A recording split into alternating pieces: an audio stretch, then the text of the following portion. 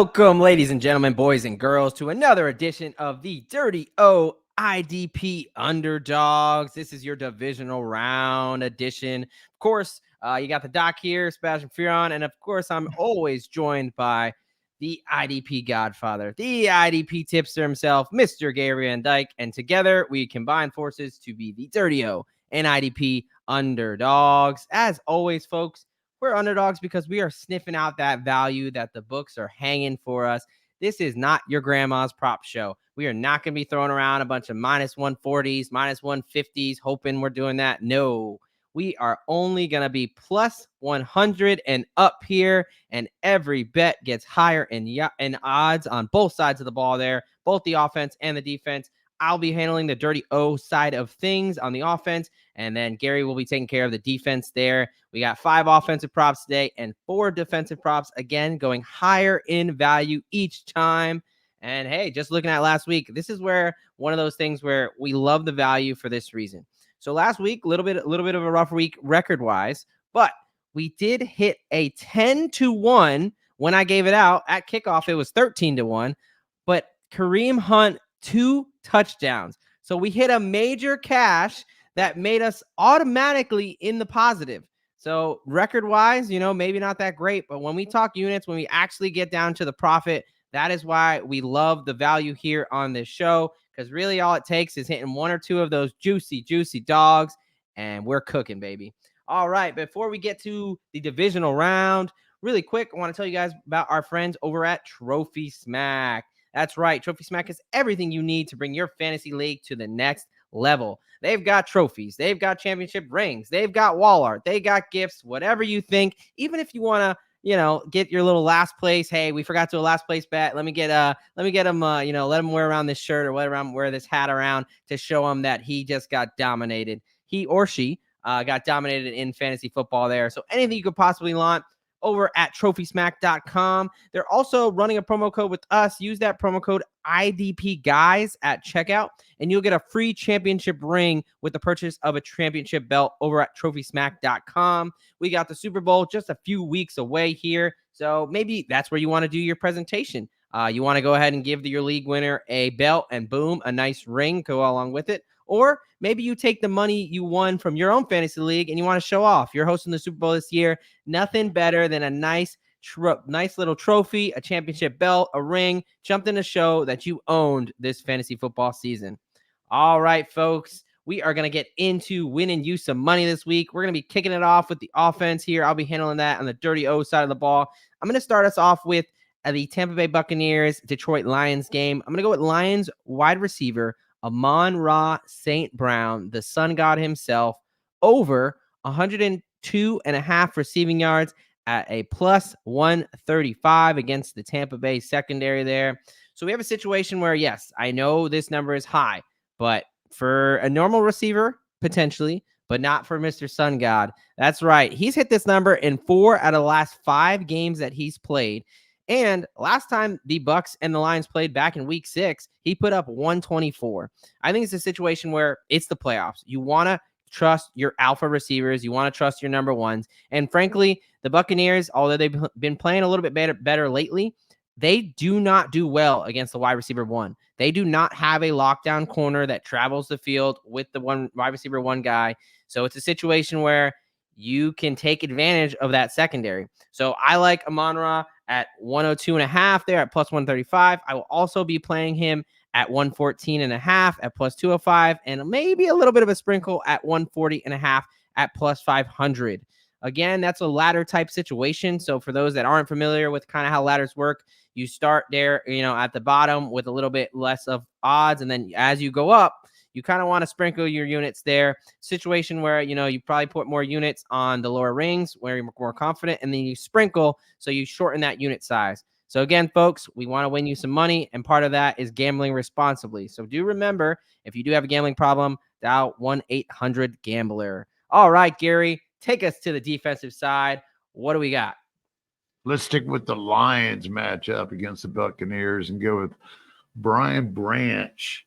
Over 1.5 assisted tackles at plus 100 versus Bucks. I kind of doubt this sticks, but who knows? but it is right inside that plus 100. So Branch is nearly an elite graded player. He could actually be probably better graded if the Lions would actually give him complete full-time gig when everybody is healthy. But other than that, he really, the last month of the season, he was only playing like 50 or 60% of the snaps. He did have a good game last game, which is kind of surprising because he turned around and started the game at 98% of the snaps. And in that process, he had 7 combined and 4 assisted tackles. All right. So looking at his numbers, he had a stretch back around week 8 to like week 12. He had like 5 contests there where he did get to play more than 90%. And he did was the starter. He was averaging just slightly over 3 assisted tackles in those 5 games. He had 15 or 16 assisted tackles. So he is a monster when it comes to getting total tackles, and he's not shying away from assisted. He'll come in there. He's around the ball. So I'm going to go ahead and roll with him with this 1.5 assisted tackles. I actually was looking at the Buccaneers and versus the Eagles the last week.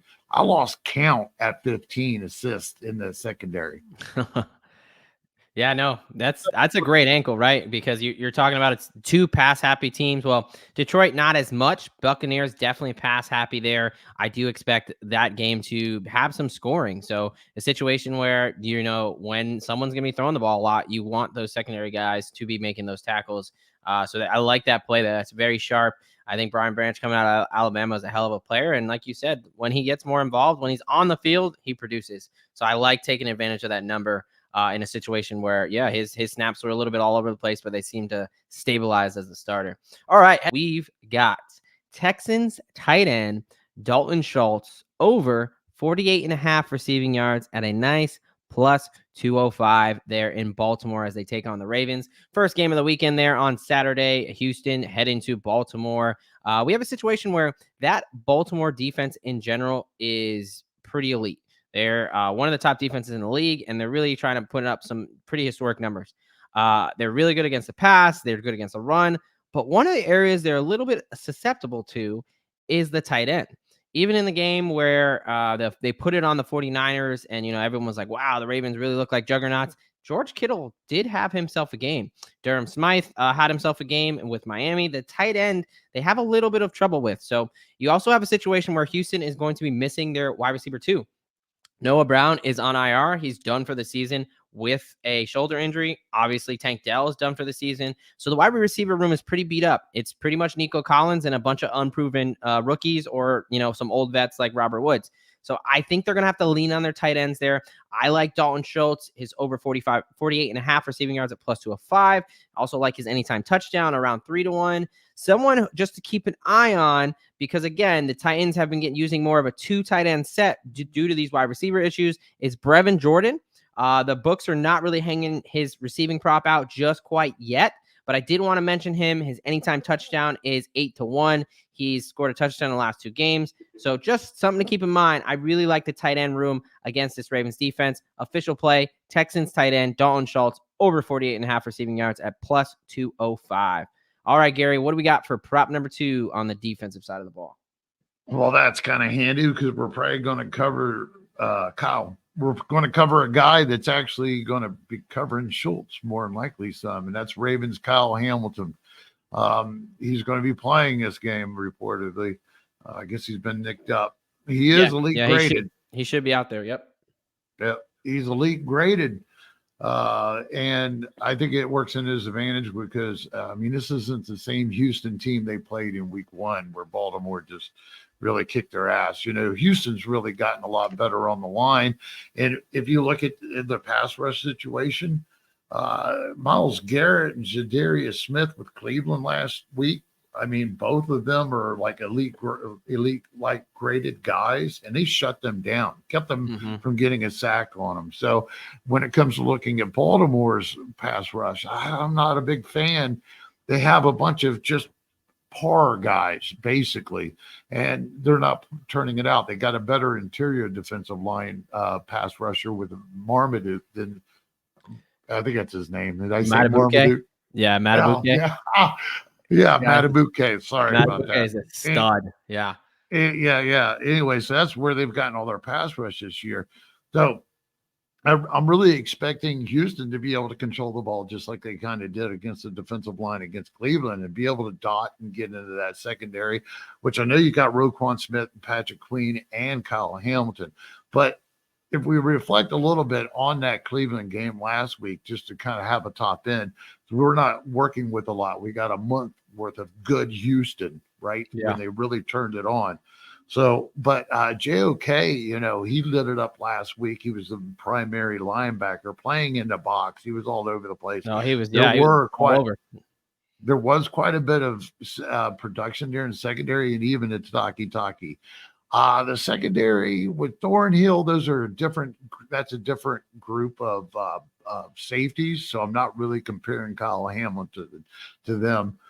He's been getting the numbers. He's been elite. He's back in there, and I have no problem thinking that he's going to get over 5.5 total tackles at plus 110 on DraftKings. Yeah, no, I love it. Yeah. Quick note on injuries, guys. So yeah, when we give these players out, obviously we're expecting them to be good to go and to play. If there was ever an event where you had, we gave something out and someone was questionable and they wound up not playing, no issues. It would just be voided and you would get your money back. So no concerns there. But I think this is a situation where, the books may be a little scared because he is coming off injury. But like you said, I mean, he's had almost a month to recover. So at this point, Kyle Hamilton, they did not have to play that last week. They did not have to play their starters. They were able to rest their guys. They obviously got a bye week. So a lot of those guys that were a little nicked up, are coming in and I think Humphrey's still out.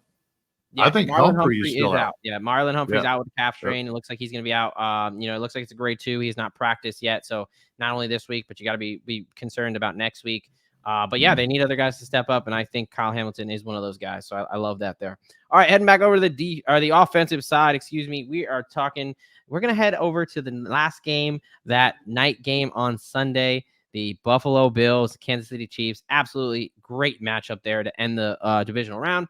I'm going to be targeting James Cook, Bills running back, but I'm actually going to be targeting him through the air. His receiving yards, over 42.5 receiving yards at 5-1. That is plus 500. Now, with a line like that, you would expect this doesn't happen very often. When has he done this before? Well, the last time the Chiefs and the Bills played, he went for over 80 plus yards. So he essentially doubled this number. And I think this is a situation where the Chiefs are susceptible on the ground. They are pretty good through the air, but in a situation where dunk-offs to the running back, I think are going to be in huge play here. They do not have Gabe Davis, so you're still kind of looking for some other options in the receiving game.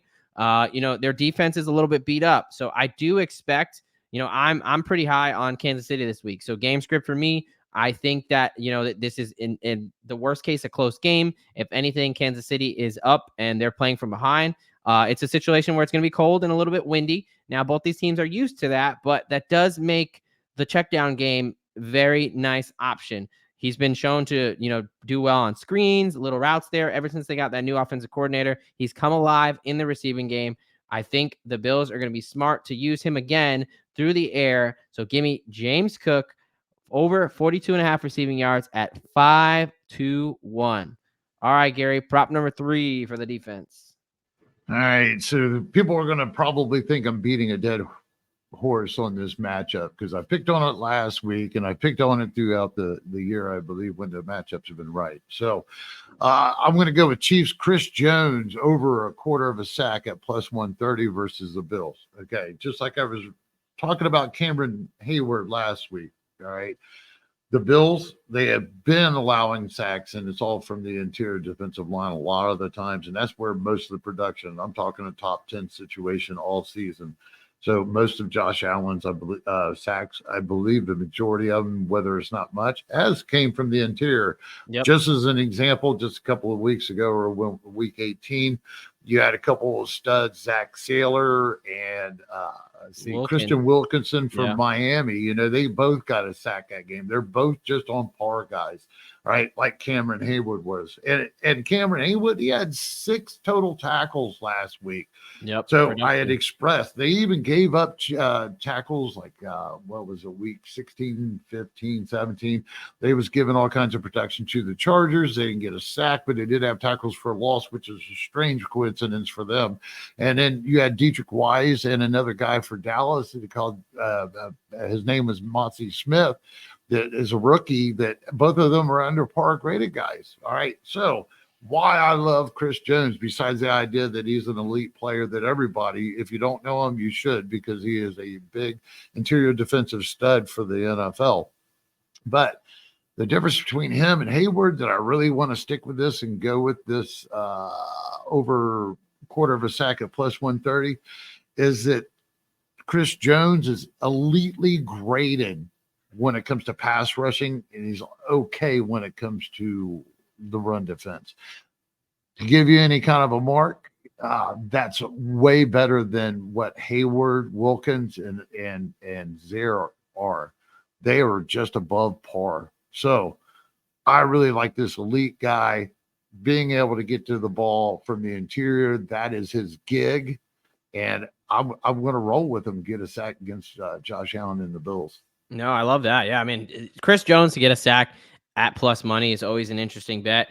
Always something you want to look at there. And then you identified, the Bills' interior offensive line is clearly a weak spot for them. That's where they're giving up pressures. That's where they're giving up tackles.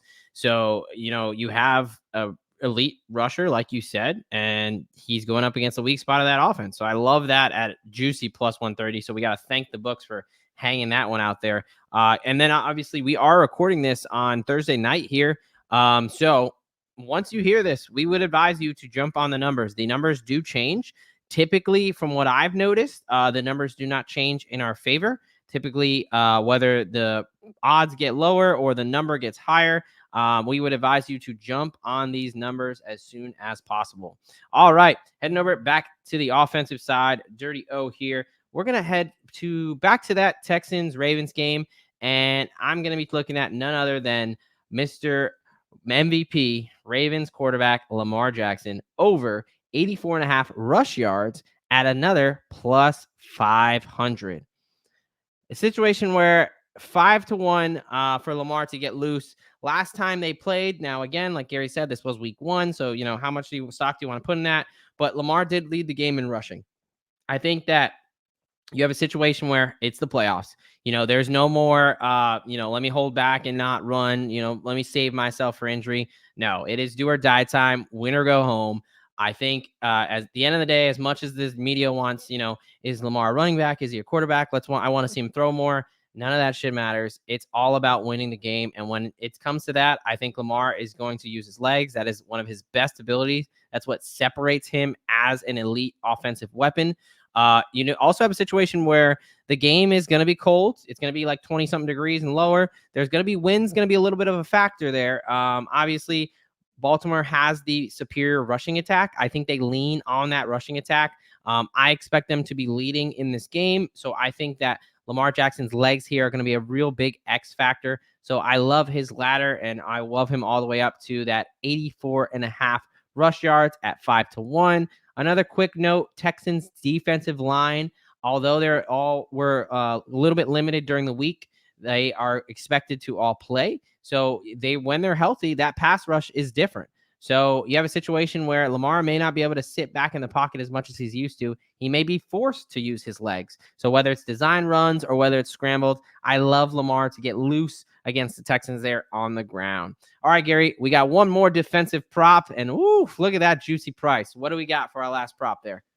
Yeah, before I jump on him, man, I want to mention, this is like you mentioned, like Sebastian mentioned, we are doing this on Thursday, and it wasn't crap for options, considering on DraftKings for IDP props right now. They only had about half of the games, so it could have probably, or half the bets they probably could have offered, mismatching some. Baltimore wasn't even in there except for like one category in total tackles or something. Yeah, these are going to change, and I'm only going to roll with 4 this week because of this.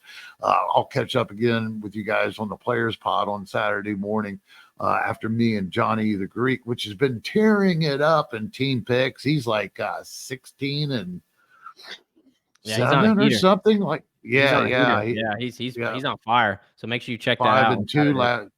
Yeah, yep. 5 and 2 last week or this past weekend on 7 calls and 6 matchups, using the line. So anyway, I'm going to quit rattling on. Plus, you're going to have action and Dynasty Dave on, a buddy of ours. So Dynasty Dork is his Twitter handle. So I wasn't being mean calling him a dork. He's not. Far from it. He's a genius when it comes to the ball, playing ball. Let's see. So we're going to roll with Lions Alim. I probably still need to learn how to pronounce that. McNeill, he's a defensive tackle, interior defensive lineman, over a quarter of a sack versus the Buccaneers. All right. So the nice thing about the Buccaneers defense or offensive line, they completely mirror the Buffalo situation where they don't allow a lot of the sacks off the edge, but they allow them off the interior. McNeill has been a stud, elite graded stud all year. He has had a breakout season playing next to Aiden Hutchinson. Those two have been really driving the whole defensive line production for Detroit. So, like I mentioned, Bucks have ranked top 5 to top 10 all year in allowing production to the interior.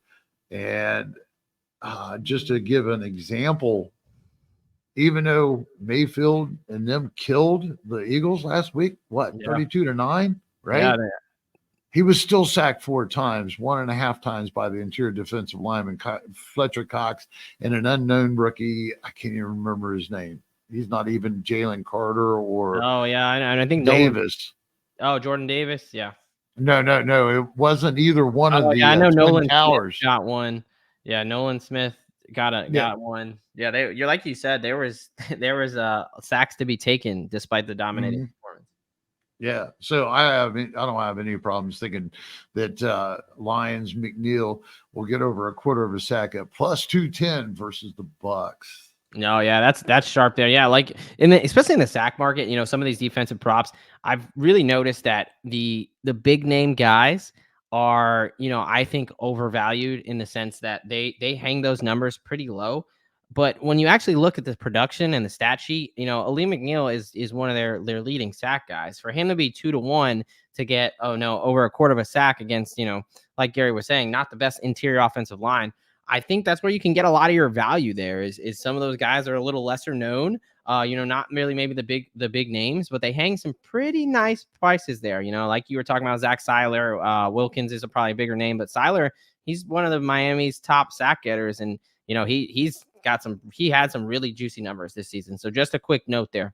All right. We're going to wrap this thing up here for the official props with the offense. We're going to wrap them up with the Dirty O side. And of course, I'm going to bring you guys out here with a banger. We're going to go with Bucks wide receiver Mike Evans, not 1, but 2 touchdowns at 6-1 at Detroit against the Lions there. Yes, I'm giving out another 2 touchdown. Of course, we just came off Kareem Hunt's 10-1 at the very least. Hopefully you got it later at 13-1, but that nice cash. I think we get another one here with Mike Evans.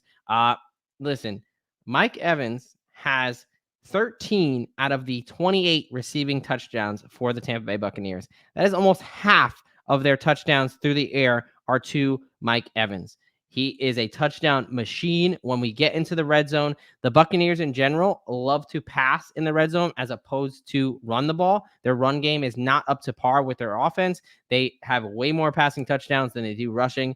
I really like, again, I've talked about, I think this is going to be one of the higher scoring games. I do think both Tampa and Detroit are going to be able to move the ball up and down the field. The worst part of each team is the secondary. Those secondaries are shaky at best. We just saw what Puka Nacua and Matt Stafford did to that Lions secondary. And I think Mike Evans is a better wide receiver than Puka Nacua. So I really think that he could have a monster day here. I already talked about Amon-Ra on the other side of the ball there. So I like Mike Evans. He did not have a touchdown last week, so I think Baker's going to look to him. He's going to be due. So give me Mike Evans to score 2+ touchdowns at 6-1. All right, folks, those are the official plays there. I'm going to give you a quick recap as we go through. So on the defensive side of the ball, we are going to start with Lions safety Brian Branch over 1.5 assisted tackles at +100. We've got Ravens safety Kyle Hamilton over 5.5 total tackles at +110. Chiefs interior defensive lineman Chris Jones over 1/4 sack at +130. And we're wrapping it up with Lions defensive tackle Alim McNeill over 1/4 sack at +210. All right, for the offensive side of the ball, Dirty O, we got Lions wide receiver Amon-Ra St. Brown over 102.5 receiving yards at +135. We've got Texans tight end over 48.5 receiving yards at a +205. We've got Bills running back James Cook over 42.5 receiving yards at 5-1. Ravens quarterback Lamar Jackson over 84.5 rush yards and another 5-1. And we are wrapping that up with Bucks wide receiver Mr. Touchdown Machine himself, Mike Evans, 2+ touchdowns at a juicy 6-1. Listen, those are some pretty high odds, but I'm feeling a little bit degen right now.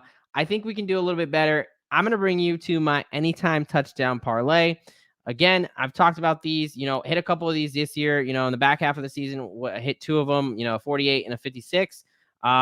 First off, obviously, the guys I'm giving out, I do like to score. So the way that I personally play this is I put them all on a parlay. I also like to either round robin it. If you're going to do that, you just do the round robin or take these guys individually as well. But we got 4 guys to just score a touchdown, just one touchdown at 129-1. I've got one from each game. So we just need one guy to score in each game this weekend. First up, Ravens RB2, Justice Hill. We got Buccaneers tight end Cade Otton, Chiefs tight end Travis Kelce, and Green Bay Swiss Army knife Jaden Reed. All those guys to score at a nice, insane 129-1. Really quickly going to lay out my case here. Justice Hill, he's a guy who, the last time they played the Texans, he scored twice. Now, obviously, again, that was a different game. But like I said, I think this is going to be a Ravens run game heavy game. I think they're going to have a lead. I think they're going to lean on it. A little bit of bad weather that they're used to playing in. I think they're going to be able to push around this Texans team a little bit. They like Justice Hill in the red zone. They'll give him some red zone carries. So I like Justice Hill there. Obviously Gus Edwards is the main guy. You got Lamar, but Lamar actually does not have many rushing touchdowns as you would think. So give me Justice Hill to pick one up there. Cade Otton, Buccaneers tight end. I already talked about that game as I think it's going to be a higher scoring game. It's a situation where points are going to be flying off the board. Cade Otton had a touchdown in his hands last week. Really, it was a defensive pass interference, but he really should have caught that one. Baker has been going to him early and often. He was a leading wide receiver for the Buccaneers last week, so I like Otton to punch it in the end zone. Travis Kelce, I think that he is going to absolutely have a game. I know he's been a little bit rusty, but as the Swifties would say, I think he's going to shake it off this week. And I really do like Travis Kelce from the fact that the Bills linebacker and secondary, they are beat the hell up. They've got multiple guys out, guys not practicing. They're going to be, there's a chance that Travis Kelce's on AJ Klein, who is off the couch this week. I really like Kelce to score there. And then Jaden Reed, he's been a stud for them all year. He put up a goose egg last week, very interestingly. I think they make an effort to get him the ball. They love him in the red zone, whether it's on an end around or through the air. I like all of those guys to score again at 129-1. All right, folks. We are not done yet. We are heading over to our underdog parlay. This is where the offense and the defense combine forces to give you the opportunity to make some cash. All right, Gary, start us off here. What is your first play there with the underdog? We are going to go with Lions. Brian Branch at higher than 5 total tackles versus the Bucks. If I think he was going to get 5.5 or get 6, and the prop bets, I definitely think there's no problem he can get 5. And it's kind of interesting. He had one other game besides that stretch between weeks 8 and 12, where he averaged nearly 7. I think it was 6.5 to 7 tackles in that 5-game stretch in total tackles. But his one other outlier game was versus the Falcons. He had 11 solos in that contest and 3 tackles for a loss. So that would make that average even higher when he's playing 90% or more of the snaps. So I have no problem thinking that he's going to get higher than 5 total tackles versus the Bucs. Yeah, love it. Love it. All right, we've got over on the offense first play, Ravens running back Gus Edwards. Anytime touchdown against those Houston Texans there. It is no surprise. I'm going back to this Baltimore Ravens run game. Like I've talked about at length, I do think they're going to have some success on the ground. I do think that they're playing with a lead. And even if not, you have a guy in Gus Edwards who I just talked about Mike Evans' touchdown share. Gus Edwards is even higher. He's got 13 of the 26 rushing touchdowns for the Ravens. He has half of that Baltimore Ravens rushing touchdowns. He's a touchdown machine. I love him to punch it in here against the Texans there. And it is a nice spicy play, a little picante there to go ahead and add a little bit of a boost to that parlay. All right, what's the second play there? Let's get with the Ravens. Kyle Hamilton getting higher than 5 total tackles plus 110 versus Texans. Again, I think it's going to be a really good, productive game for Hamilton. Humphrey was out. Let's see, they're already playing with some backups up in there. I think the only regional starter would be Marcus Williams, and he's kind of faded off. Not that he won't be productive this game. But either way, I'm sticking my guns for my prop bets, and I'm running with Ravens Kyle Hamilton, a higher 5 total tackles. All right. So we got Ravens safety Kyle Hamilton higher than 5 tackles there. All right. For the last play of the parlay here, we're heading back to the sun god himself. We're going with Mr. Amon-Ra. I've talked about at length how I think you trust your dogs, you trust your stud wide receivers against a weak secondary. It is the playoffs. It's shut up or go home time.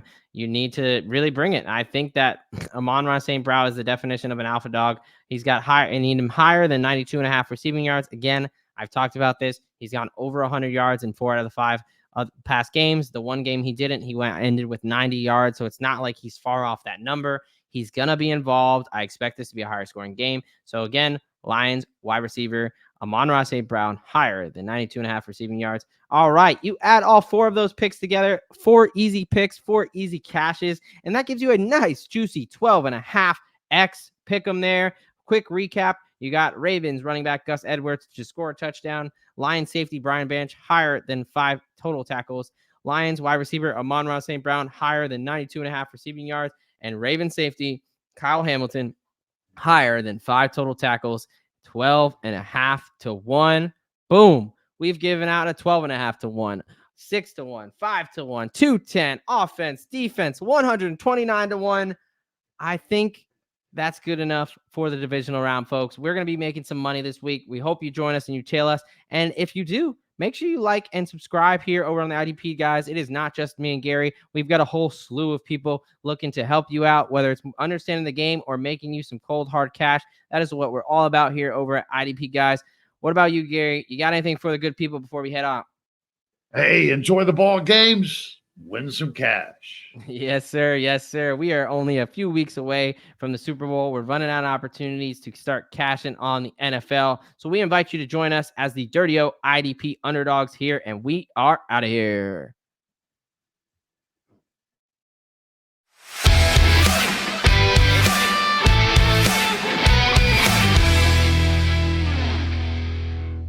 Thank you for watching this IDP Guys video. If you like this content and you want more fantasy football content, click here. If you enjoyed this video and you want to see more videos to help you master your IDP league, click here to subscribe.